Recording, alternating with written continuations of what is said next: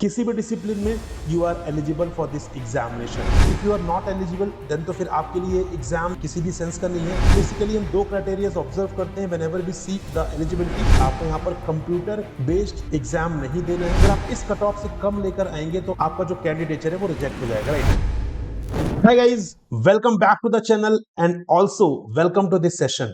I hope you are aware that UPSC has released the notification for EPFO APFC examination. So in this video, I am going to discuss all the details which are important for you to know before starting the preparation of this examination. Like for example, we will be covering about the eligibility, exam pattern, syllabus, previous year cutoff, salary, and what strategy you have to adopt to prepare for this particular examination. कहने का मतलब है if you are someone who want to become assistant provident fund commissioner at EPFO, then in that case ये video आपके लिए बहुत important होने वाली है, क्योंकि यहाँ पर हम उन सारे एस्पेक्ट्स को कवर करेंगे जो आपके लिए इस एग्जाम के प्रिपरेशन से पहले इंपॉर्टेंट है। तो अगर अभी तक आपने चैनल को सब्सक्राइब नहीं किया है तो उसे सब्सक्राइब जरूर कर लीजिए, ताकि यहाँ पे ऐसी और रेलेवेंट इंफॉर्मेशन हम लेकर आते रहेंगे। साथ ही साथ बहुत सारे सेशंस लेकर आएंगे इस एग्जाम से रिलेटेड जो आपको इस एग्जाम को क्लियर करने में हेल्प करेंगे। So let's start the discussion. Everything about UPSC, EPFO, APFC examination. सबसे पहले the most important thing is the eligibility criteria. Yes, because if you are not eligible, then तो फिर आपके लिए एग्जाम ये सेशन किसी भी सेंस का नहीं है। तो आपको पहले ये देखना है whether you are eligible or not. अगर आप एलिजिबल हैं तभी आप अपना टाइम दीजिए, तभी आप रिसोर्सेज दीजिए, तभी आप एफर्ट लगाइए, राइट। तो एलिजिबिलिटी क्राइटेरिया की बात करें so for this examination so maximum age जो है यहाँ पर 35 ईयर्स है। तो यहाँ पर बेसिकली हम दो क्राइटेरिया ऑब्जर्व करते हैं whenever we see the eligibility. तो number first is the age which is 35 years यहाँ पर है, लेकिन relaxations are there. For SC/ST candidates it is 5 years, for OBC it is 3 years, for PWBD candidates which is person with benchmark disabilities that is 10 years, right. मतलब अगर आप SC/ST candidate है तो आप इस एग्जाम को 40 इयर्स की as में भी दे सकते हैं। OBC कैंडिडेट है तो 38 इयर्स में भी दे सकते हैं, और अगर आप पर्सन विथ बेंचमार्क डिसेबिलिटी है तो आप इस एग्जाम को 45 इयर्स तक भी यहां पर दे सकते हैं UR कैटेगरी में। बाकी कैटेगरी में ये जो है वो ऐड हो जाएंगे 5 years 3 years रिस्पेक्टिवली, ठीक है। एसेंशियल क्वालिफिकेशन की बात करें so degree of a recognised university और इक्विवेलेंट। मतलब यहां पर सिंपली आपके पास क्या होना चाहिए, डिग्री होनी चाहिए किसी भी डिसिप्लिन में। You are eligible for this examination. So this is one of the rarest examination जहां पर एज लिमिट 35 इयर्स है एंड साथ में यहां पर कोई भी एक्सपीरियंस रिक्वायर्ड नहीं। आपको ऐसी इंडिया में ऐसे बहुत ही रेयर कॉम्पिटिटिव एग्जाम्स देखने मिलेंगे जहां पर मैक्सिमम एज 35 तक है, लेकिन आपको एक्सपीरियंस के नाम पर कुछ भी नहीं चाहिए। And this is one of them, और ये one of the best opportunity भी है। साथ में डिजायरेबल क्वालिफिकेशन भी है, like diploma in company law, labour laws and public administration. तो यहां पर बेसिकली जो डिजायरेबल क्वालिफिकेशन है वो डिजायरेबल है, that is not the mandatory one. Mandatory क्या है, that you must have a degree of a recognised university और इक्विवेलेंट। डिजायरेबल क्वालिफिकेशन का मतलब है कि अगर आपके पास ये क्वालिफिकेशन है वेल एंड गुड, अगर नहीं है तो इस बात का कोई भी इंपैक्ट यहां पर नहीं पड़ने वाला है आपके कैंडिडेचर पर, right. Moving at towards the next important aspect which is the exam pattern. यहां पर एग्जाम पैटर्न कैसा होगा ये बहुत इंपॉर्टेंट है जानना। तो यहां पर क्योंकि इससे बहुत सारी स्ट्रैटेजीज निकल कर आती है, ठीक है। एग्जाम पैटर्न की बात करें तो द गुड थिंग इज कि यहाँ पे लाइक अदर एग्जामिनेशन जो दूसरे एग्जाम्स होते हैं जहां पर फेज 1 फेज 2 इंटरव्यू होता है, तो वो यहाँ पर नहीं होने वाला है। यहाँ पर सिर्फ 2 फेज का एग्जाम होगा which is the recruitment test, जो कि रिटर्न होने वाला है, एंड उसके बाद आपको इंटरव्यू देना है। सो रिक्रूटमेंट टेस्ट की बात करें सो टोटल यहाँ पर duration that will be 2 hours। सो यहाँ पर 2 hours का टाइम रहेगा। टोटल मार्क्स रहेंगे 300 मार्क्स यहाँ पर रहने वाले हैं। टोटल 120 क्वेश्चंस जो है यहाँ पर पूछे जाएंगे आपसे, and medium Hindi and English दोनों रहेगा। ये pen and paper based exam है। इसका मतलब है कि आपको यहाँ पर कंप्यूटर बेस्ड एग्जाम नहीं देना है। जिस तरीके से यूपीएससी एग्जाम कंडक्ट करता है, आप एग्जाम सेंटर में जाएंगे, आपको वहां पर पेपर मिलेगा, आपको वहां पे OMR शीट मिलेगी, you have to fill the OMR। उस तरीके से ये एग्जाम होने वाला है। तो अगर आपने पहले कभी कंप्यूटर बेस्ड टेस्ट नहीं दिया है तो यहां पर भी आपको जरूरत नहीं पड़ेगी, डरने की जरूरत नहीं है। This is going to be the pen and paper based examination. So this is about the recruitment test. Negative marking यहाँ पर 1/3 की है। मतलब आप अगर यहाँ पर एक क्वेश्चन गलत करते हैं तो यहाँ पे 1/3 मार्क्स जो है वो डिडक्ट हो जाएंगे सही वाले क्वेश्चन के, राइट। फर्दर बात करते हैं इंटरव्यू की। Interview will be of 100 marks, मतलब 300 मार्क्स का रिक्रूटमेंट टेस्ट, 100 मार्क्स का आपको यहाँ पर इंटरव्यू देना है। बट यहाँ पर मिनिमम मार्क्स है, कहने का मतलब है कि आपको यहाँ पर मिनिमम मार्क्स स्कोर करने पड़ेंगे। अगर आप ऐसे समझे कि यहाँ पर एक सिंपल कट ऑफ दिया हुआ है कि अगर आप इस कट ऑफ से कम लेकर आएंगे तो आप फिर यहाँ पर आपका जो कैंडिडेचर है वो रिजेक्ट हो जाएगा, राइट। तो आप यहाँ पर जितने भी मार्क्स लेकर आ रहे हैं, आप अगर इंटरव्यू में आएंगे और अगर आप अनरिजर्व कैटेगरी से बिलोंग करते हैं, so you must have to score, you must score 50 marks. OBC में है तो आपको यहाँ पर मिनिमम 45 मार्क्स स्कोर करने हैं। अगर आप एससी एसटी या पीडब्ल्यूबीडी कैंडिडेट है तो आपको मिनिमम इंटरव्यू में 40 मार्क्स स्कोर करने हैं आउट ऑफ 100, ठीक है। मैक्सिमम कितना भी हो सकता है but minimum cut of is this, ठीक है। मतलब अगर आपने मान लीजिए कि आपने यहां पर बहुत अच्छा परफॉर्म कर दिया, यहां पर आप शॉर्टलिस्ट भी हो गए इंटरव्यू के लिए, लेकिन इंटरव्यू में आकर अगर आप यूआर कैटेगरी से और आपके 49 मार्क्स आते हैं तो आप यहां पर आपका जो कैंडिडेचर है वो यहां पर रिजेक्ट हो जाएगा। मतलब यहां पर फिर आपके लिए जो पूरा प्रोसेस है वो यहीं पर खत्म हो जाएगा, ठीक है। तो यहां पर आपको क्या करना, मिनिमम आपको इतने मार्क्स जो है वो स्कोर करना ही करना है इंटरव्यू में, तब जाकर your candidature will be consider for the purpose of final selection.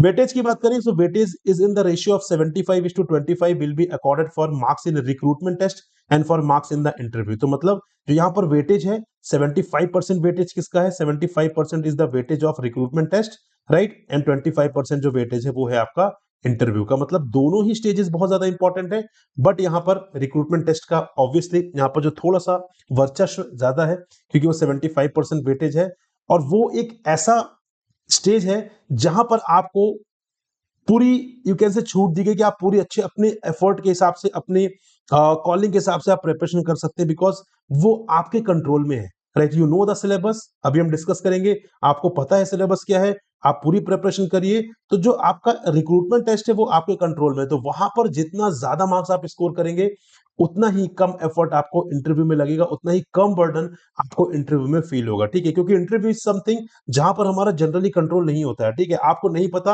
आप तो फुली प्रिपेयर्ड है, बट इंटरव्यू पैनल का क्या माइंडसेट है, वो किस माइंडसेट से आए हैं, किस माइंडसेट से क्वेश्चन पूछना चाह रहे हैं, सो उसके ऊपर आपका कंट्रोल नहीं, because there is no syllabus defined for the interview, right. But syllabus is defined for the recruitment test, तो वहां पर आप जितना अच्छा स्कोर करेंगे उतना ही कम बर्डन आपको यहां पर फील होगा और सिलेक्शन के जो चांसेस हैं वो भी ज्यादा इंप्रूव होंगे। So I hope you got it about the pattern. Now moving at salary and allowances, the most important part. किसी भी एग्जाम के लिए जब हम प्रिपेयर करते हैं, जब हम एप्लीकेशन फॉर्म फिल करते हैं, तो हमारी जो नजर रहती है, हमारा जो माइंडसेट रहता है वो इसी चीज पर रहता है कि सैलरी क्या मिलेगी, इन हैंड सैलरी क्या मिलेगी, अकाउंट में कितने पैसे आएंगे, कौन कौन से अलाउंसेस मिलेंगे, वो सारी चीजें, ठीक है। तो उसको डिस्कस करते हैं। उसको डिस्कस करने के लिए कोई भी वेग डेटा नहीं देने वाला हूं मैं, आपके सामने सैलरी स्लिप ही प्रेजेंट करने वाला हूं, one of the officer who is associated with EPFO as an APFC, ठीक है। तो उनकी सैलरी स्लिप आपके सामने है, वो आप देख सकते हैं। बट ये सैलरी स्लिप थोड़ा सा पुरानी है, नवंबर 2024 की सैलरी स्लिप है ये, right. I will tell you कि यहाँ पे क्या चेंजेस हुए हैं। तो अगर आप यहाँ पर देखेंगे, सो यहाँ पर जो पे इन बैंड है, जो आपका यहाँ पर सैलरी है, basic salary that will be 56,100 rupees. यहाँ पर जो बेसिक पे है, यस, पे बैंड आपका ये है, बेसिक पे इज 56,100। देन आपको डियरनेस अलाउंस जो यहाँ पर उस टाइम पर कम था and that is now around 32,000 rupees, right. Then further यहाँ पे आपको मिलता है ट्रेवलिंग अलाउंस 11,016 का, गॉट इट। देन यहाँ पर आते हैं HRA which is 16,830, again very important, very crucial. जब भी आप कहीं यू कैन से मेट्रो सिटीज में या बड़ी सिटीज में, टीयर 1 टीयर 2 सिटीज में रहते हैं, तो वहां पर एचआरए का बहुत इंपॉर्टेंट रोल रहता है, ठीक है। देन फर्दर यहाँ पे आपको मिलेगा ये फिक्स्ड मेडिकल अलाउंस 2,000 रुपीज का। तो जब आप इनिशियली ज्वाइन करेंगे तो आपके पास बहुत सारे अलाउंसेस नहीं होंगे, राइट, क्योंकि yes over the period of time जैसे जैसे आप एलिजिबल होंगे वैसे वैसे आपको अलाउंसेस मिलेंगे। तो स्टार्टिंग अगर इसको क्लब करें, सो दैट इज अराउंड 1,15,679, और अगर हम यहाँ पे बढ़ा हुआ डीए भी ऐड कर लें, so that will be around 1,18,000 के समथिंग, ठीक है। तो 1,18,000 आप यहाँ पे मान सकते हैं। लेकिन यहाँ पे ये ग्रॉस सैलरी है, मंथली डिडक्शंस भी आपको यहाँ पर होंगी। जैसे फॉर एग्जांपल आपको यहाँ पर पेंशन जो आपका पीएफ प्रोविडेंट फंड वाला जो है, पेंशन फंड वाला जो है, वो यहाँ पर 8583 डिडक्ट होगा आपका यहाँ पर, राइट। एंड फर्दर यहाँ पे आपका प्रोफेशनल टैक्स जो ईयरली बेसिस पर 2500 रहता है, तो 200 यहाँ पर आपका डिडक्ट होगा। So total deductions will be 8783। तो अगर आप यहाँ पे 1,18,000 में 8783 यहाँ पर अगर आप इसे यहाँ पर डिडक्ट कर लेंगे, so that will be around 1,09,000 something आपकी जो सैलरी है वो यहाँ पर रहेगी, ठीक है। और ये वो अमाउंट है जो आपके अकाउंट में क्रेडिट होगा, right. So I am talking about कि जैसे ही आप एपीएफसी बनेंगे, जैसे ही आप ईपीएफओ ज्वाइन करेंगे, सो दिस इज द अमाउंट। तो ये अमाउंट वेरी करता है थोड़े बहुत सिटीज के हिसाब से कि आप कहां पर पोस्टेड है, वहां पर उसके हिसाब से कुछ अलाउंसेस बदल जाते हैं, कुछ अलाउंसेस के फिगर चेंज जाते हैं, तो वो सैलरी यहाँ पर वेरी करती है। So that will be around, you can से 1,09,000 से लेकर 1,15,000 के बीच में वेरी कर सकती है, but this is the amount that you will get into your bank account, ठीक है। बस इतना ही नहीं है, जिसके अलावा बहुत सारे अलाउंसेस है, लाइक ये अलाउंसेस तो हमने डिस्कस कर लिए। उसके अलावा city compensatory allowance, fixed medical allowance, deputation allowance, tuition fees, small family allowance, washing allowance, then LTC, then CGHS, then आपका जनरल इंश्योरेंस, ये सारी चीजें आपको यहाँ पर प्रोवाइड की जाती हैं। एडवांस भी आपको यहाँ पर मिलता है, यू कैन सी आपको डिफरेंट टाइप्स ऑफ एडवांसेस मिलते हैं, like computer advance, festival advance, convenience advance. Yes, आप उसको बाद में आपको रिपे करना होगा, बट ये फैसिलिटी आपके पास रहती है कि आप चाहें तो एडवांस भी ले सकते हैं। मतलब एक प्रॉपर तरीके से बैलेंस्ड पर्क्स एंड अलाउंसेस आपको प्रोवाइड किया जाता है। एंड अगर आप अपना करियर स्टार्ट कर रहे हैं जहां पर आपको सैलरी मिल रही है around 1,09,000 rupees, so I don't think कि यहाँ पर इससे अच्छा स्टार्ट कहीं और आपको मिल पाएगा, ठीक है। एंड खास करके जो एक सेंट्रलाइज्ड ऑर्गेनाइजेशन है उसकी बात मैं यहाँ पर कर रहा हूँ, गॉट इट। देन बात करते हैं सिलेबस की। जो सैलरी, जो पर्क्स, जो अलाउंसेस हमने डिस्कस किए हैं, उसको पाने के लिए you need to prepare for this examination, you need to clear this examination. और एग्जाम क्लियर करने में और प्रिपेयर करने में एक सबसे इंपॉर्टेंट एलिमेंट होता है सिलेबस, की क्या टॉपिक्स आपको प्रिपेयर करने हैं। सो टॉपिक्स ये आपके सामने है, which is general English, Indian culture, heritage and freedom movement, that is a history part. Developmental issues and present trends in the Indian economy. Then governance and constitution of India, which is the polity part, very very important component, ठीक है। General science, basic knowledge of computer application, elementary mathematics, statistics, general mental ability, industrial relations, labour codes and social security in India. Last year तक जब 2025 में exam हुआ था, तो ये जो लेबर कोड्स था, ये लेबर लॉज के नाम से पूछा जा रहा था, और वहां पे क्वेश्चन जो थे वो लेबर लॉ से पूछे गए थे। Why this is so? क्योंकि जो लेबर कोड्स है वो इफेक्ट में नवंबर 2025 में, तो लेबर लॉ से काफी क्वेश्चंस पूछे गए थे। बट अब यहाँ पर इस साल क्लियरली इन्होंने मेंशन किया है लेबर कोड्स, मतलब यहाँ पे labour laws are no more relevant. जो 29 लेबर लॉज थे उन्हें यहाँ पर सब्ज्यूम करके 4 लेबर कोड्स में कन्वर्ट कर दिया गया है। Now this year they are going to ask these 4 labour codes, ठीक है। ये 4 लेबर कोड्स यहाँ पर पूछे जाएंगे, आईआर एंड सोशल सिक्योरिटी। तो अगर आप इस पर्टिकुलर कंपोनेंट की बात करेंगे, तो यहाँ पे सबसे इंपॉर्टेंट पार्ट जो है that is the labour code. Labour code is the most important part here, जो आपके एग्जाम में पूछा जाएगा। Then principles of accountancy, auditing and insurance, ये स्पेशल कंपोनेंट है। Current events of national and international importance, तो ये सारे टॉपिक्स आपको प्रिपेयर करने हैं। यहाँ पर कुछ टॉपिक जो स्पेशल कंपोनेंट है, जैसे कि IR, labour code and social security, साथ में अकाउंटेंसी, ऑडिटिंग एंड इंश्योरेंस, ये वो टॉपिक्स हैं, ये वो कंपोनेंट्स हैं जो आपको बहुत अच्छे से प्रिपेयर करना है, क्योंकि इनका वेटेज बहुत ज्यादा है। बीइंग अ स्पेशल कंपोनेंट, इनको एक स्पेशल वैल्यू, एक स्पेशल इंपॉर्टेंस दी जाती है बाय द यूपीएससी, ठीक है। आगे बढ़ते हैं कट ऑफ की तरफ, कि यहाँ पर कट ऑफ क्या रहेगा, राइट। अगर आपको यहाँ पर एग्जाम देना है तो वहां पर क्या कट ऑफ आपके माइंड में होना चाहिए, तो यहाँ पर 2023 का कट ऑफ इज अवेलेबल है। सो बात करते हैं रिक्रूटमेंट टेस्ट की। आउट ऑफ 300 मार्क्स, तो यहाँ पर देखेंगे आप, तो रिक्रूटमेंट टेस्ट में यहाँ पे 178.33 out of 300, this is the cut off for 2023 examination, right. तो यहाँ पे इंटरव्यू की बात करें, जहां पे minimum cut off already decided है for UR 50, for OBC 45, for SC ST and you can say PWBD that is 40 marks, ठीक है। ईडब्ल्यूएस के लिए भी 50 मार्क्स, बिकॉज वो यूआर कैटेगरी में ही आते हैं, राइट। तो इसको कंसीडर करते हुए जो फाइनल सिलेक्शन है out of 400 marks, that is 257.50 for UR category, 246.18 for OBC, 224.33 for SC, 230.83 for ST, 241.83 for EWS, and साथ में ये पीडब्ल्यूबीडी कैंडिडेट्स के लिए बेसिकली यहाँ पर कट ऑफ है, ठीक है। सो इन्हीं कट ऑफ को माइंड में रखकर आप बेसिकली यहाँ पर प्रिपेयर कर सकते हैं। 2025 की कट ऑफ अवेलेबल नहीं है, बट यहाँ पे जो ये कट ऑफ है that is around 185 marks for the recruitment test. वो अभी डिक्लेयर नहीं है, बट यहाँ पर वो लगभग 185 मार्क्स जो है वो यहाँ पर है the cut off for the recruitment test of 2025 examination. So this is the cutoff that you can keep in mind and you can prepare for this examination. Moving ahead आगे बढ़ते हैं स्ट्रैटेजी की तरफ कि इस एग्जाम की strategy क्या हो सकती है। हालांकि यहाँ पर मैं डिटेल में आपके साथ डिस्कस नहीं करूंगा, detailed video with respect to the strategy लेकर मैं आऊंगा आपके लिए, बट यहाँ पे एक ब्रीफ इंपॉर्टेंट पार्ट जो मैं आपके साथ डिस्कस करने वाला हूँ, as I have discussed with you the syllabus itself. Syllabus हमने ऑलरेडी डिस्कस कर लिया है। यहाँ पर सबसे इंपॉर्टेंट स्ट्रैटेजी ये रहने वाली कि आपके जो स्पेशल कंपोनेंट है, ठीक है, आपके जो स्पेशल कंपोनेंट है, आपके जो स्पेशल कंपोनेंट है, तो उसको आपको स्पेशल प्रिविलेज देना है क्योंकि यूपीएससी भी दे रहा है, राइट। तो यहां पर अगर मैं बोलूं कि जो स्पेशल कंपोनेंट है वहां पर आपको स्पेशल प्रिविलेज देना है। Got it. नंबर फर्स्ट, कहने का मतलब ये कि जो स्पेशल कंपोनेंट है IR, labour code, social security, principles of accountancy, auditing and insurance, ये वो टॉपिक्स हैं, ये वो सब्जेक्ट्स हैं जो बहुत ज्यादा पूछे जाते हैं ईपीएफओ एग्जामिनेशन में। तो अगर आप सिलेबस देखें तो सिलेबस में आपको काफी सारे टॉपिक्स देखने के लिए मिल जाएंगे।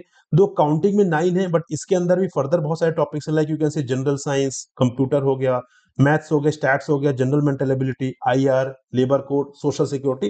तो आप काउंट करेंगे तो ये टॉपिक्स बहुत ज्यादा हैं, ठीक है।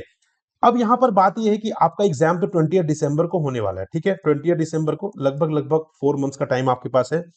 बट यहाँ पर आपको प्रिपरेशन जो करनी वो ऐसे नहीं करनी कि जो टॉपिक नंबर फर्स्ट है मैं उससे स्टार्ट कर देता हूँ, नो। आपको करनी कैसे है, जो सबसे ज्यादा इंपॉर्टेंट टॉपिक है, जिसका वेटेज सबसे ज्यादा है, आपको डिसेंडिंग ऑर्डर में चलना है। सबसे ज्यादा वेटेज वाला टॉपिक पहले, देन उसके बाद सेकंड, थर्ड, फोर्थ, फिफ्थ, इस तरीके से, ताकि आप कम टाइम में आप कम टाइम में मोर देन 50% सिलेबस आप यहां पर कवर कर ले। अगर आप स्ट्रैटेजिकली चलेंगे तो आप हार्डली हार्डली आप यहां पर 1 मंथ के टाइम में आप 50% से ज्यादा सिलेबस कवर कर चुके होंगे। अगर आप कन्वेंशनल ट्रेडिशनल तरीके से आगे बढ़ेंगे तो शायद आप 10-20% ही कर पाए, बट स्ट्रैटेजिकली स्मार्टली अगर आप यहां पर प्रिपेयर करते हैं, जो मैंने आपको बताया स्पेशल कंपोनेंट को, हाईएस्ट वेटेड कंपोनेंट को आपको पहले कवर करना है, तो वहां पर 1 मंथ के टाइम में ही मोर देन 50% सिलेबस आप आराम से कवर कर लेंगे। अब वो करना कैसे है, किस सीक्वेंस में आगे बढ़ना है, वो मैं आपको डिटेल में बताऊंगा। मीनवाइल हमने यहाँ पर डिस्कस कर लिया है कि आपको जो स्पेशल कंपोनेंट है उन पर आपका स्पेशल फोकस यहाँ पर रहेगा, ठीक है, राइट। और इसीलिए क्योंकि यहाँ पर टाइम बहुत ज्यादा नहीं है, क्योंकि सिलेबस भी बहुत ज्यादा, उस हिसाब से टाइम बहुत ज्यादा नहीं है, तो हम आपके लिए यहाँ पर डेडिकेटेड कोर्स लेकर आए हैं for UPSC, EPFO, APFC examination. यहाँ पे 1 बैच कंप्लीट प्रिपरेशन मिलेगी, 100+ mock test, 75+ study notes, 15+ subjects cover जो आपके सिलेबस में है, right, and they will be covered by India's top teachers. तो अगर आप यहाँ पर यूपीएससी, ईपीएफओ एग्जाम की प्रिपरेशन कर रहे हैं तो डेफिनेटली आप मुझे जानते होंगे IR, labour code and social security वाले कंपोनेंट के लिए, राइट। तो यहाँ पर वो कंपोनेंट मैं आपको पढ़ाने वाला हूँ बहुत अच्छे तरीके से, जैसा कि मैंने पिछले सालों में पढ़ाया है, और वहां पे आपको पता ही है कि मोस्ट क्वेश्चन जो इस कंपोनेंट में आते हैं वो मेरे पढ़ाए हुए सब्जेक्ट्स, मेरे पढ़ाए हुए टॉपिक से ही आते हैं, ठीक है। सो इस साल भी वही होने वाला है गाइस। यहाँ पर जो सारे सब्जेक्ट्स हैं उनके लिए इंडिया के टॉप टीचर्स आपके लिए अवेलेबल रहने वाले हैं। Complete coverage of APFC syllabus will be there. यहाँ पे रेगुलर लाइव क्लासेस रहेंगी मंडे टू फ्राइडे, एंड यहाँ पर वीकली 3 आवर का करंट अफेयर का लाइव क्लास भी रहेगा, because current affair also plays a very crucial role specially in the examination conducted by the UPSC, ठीक है। सो इस कोर्स को सब्सक्राइब करने के लिए, जिसका लिंक आपको यहाँ पर डिस्क्रिप्शन में, कमेंट बॉक्स में भी मिल जाएगा, दोनों जगह आप जाकर लिंक देख सकते हैं, उसको कोर्स को सब्सक्राइब करने के लिए guys do not forget to use the code Prakash. क्यों?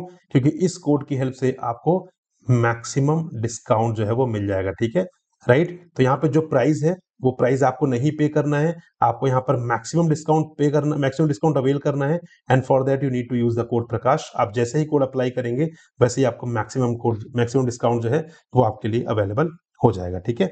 सो thank you very much, this is all guys, will meet in another informative and relevant videos. तब तक के लिए जय हिंद गाइस।